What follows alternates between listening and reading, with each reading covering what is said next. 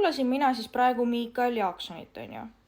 Ja mul meenus lapsepõlvest üks lugu. Ja aastal 2009, kui ta lahkus meie seast, siis mina olin avastanud just hiljuti Justin Bieberi. Kui kodus käisid jutud, et oh my god, Michael Jackson, ta on meie seast lahkunud, siis mina samal ajal hakkasin fännama Justin Bieberit ning mis juhtus minu ajukeses oli see, et ma millegipärast arvasin, et Justin Bieber on Michael Jackson. Ma olin heartbroken.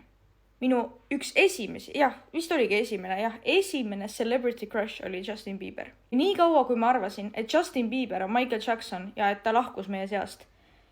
Oi, te ei taha teada neid pisaraid, seda südamevalu, see oli mu esimene kord tunda südamevalu. It was a very dark time in my life, päriselt.